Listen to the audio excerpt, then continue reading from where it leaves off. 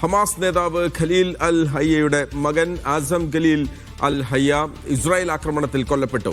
ഇന്നലെ ഗസയിൽ ഇസ്രായേൽ സേന നടത്തിയ ആക്രമണത്തിൽ ഗുരുതരമായി പരിക്കേറ്റിരുന്നു. ഹിസ്ബുല്ലയുടെ Radwan unit commander Ahmad Balout, Nasser unit intelligence മേധാവി മുഹമ്മദ് അലി ബാസി, ഏരിയൽ പ്രതിരോധ നിരീക്ഷണ ഓഫീസർ ഹുസൈൻ ഹസാം റൊമാനി എന്നിവരെ വധിച്ചതായി ഇസ്രായേൽ അവകാശപ്പെട്ടു. MCA നാസർ ചേരുകയാണ് വിവരങ്ങളുമായി.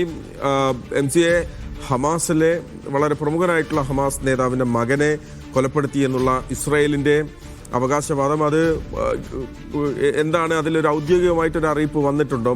മറ്റെന്തൊക്കെ കാര്യങ്ങളാണ് അതോടൊപ്പം കൂട്ടിച്ചേർക്കാനുള്ളത്? വലിയ തോതിലുള്ള ആക്രമണം ഇസ്രായേലിൻ്റെ ഭാഗത്തുനിന്ന് ഇപ്പോഴും തുടരുന്നുണ്ടോ അവിടെ?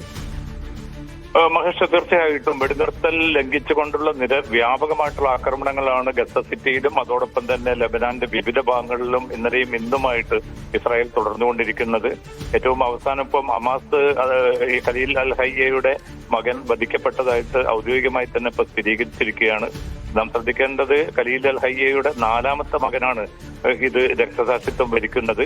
ഹമാസിന്റെ പ്രവാസ ജീവിതം നയിക്കുന്ന ഏറ്റവും പ്രമുഖ നേതാവിൽ ഒരാൾ കൂടിയാണ് ബാസിം നഈം അൽ ഹയ്യ. വിവിധ ചർച്ചകളിലും മറ്റും മേൽനോട്ടം വഹിക്കുന്നതും ഖലീൽ അൽ ഹയ്യയാണ്. കഴിഞ്ഞ വർഷം ഖത്തർ തലസ്ഥാനമായിട്ട് ദോഹയിൽ നടന്ന ആക്രമണത്തിൽ ഒരു മകൻ ഖലീൽ അൽ ഹയ്യയുടെ വധിക്കപ്പെട്ടിരുന്നു.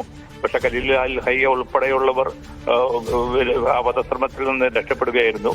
2008-ലും 2014-ലുമാണ് അദ്ദേഹത്തിന്റെ 2 മക്കളെ ആക്രമണത്തിലൂടെ ഇസ്രായേൽ വധിച്ചിരിക്കുന്നത്. ഇതിപ്പോ 4ാമത്തെ മകനാണ് കൊല്ലപ്പെട്ടിരിക്കുന്നത്. അതോടൊപ്പം തന്നെയാണ് ലബനാനിൽ ഹിസ്ബുല്ലയുടെ വിവിധ നേതാക്കൾ കൊല്ലപ്പെട്ടതായിട്ടുള്ള വാർത്തകൾ പുറത്തു വരുന്നുണ്ട്. വ്യാപകമായിട്ടുള്ള ആക്രമണങ്ങൾ കഴിഞ്ഞ ദിവസം ബെയ്റൂത്തിന് നേരെ നടന്നിരുന്നു.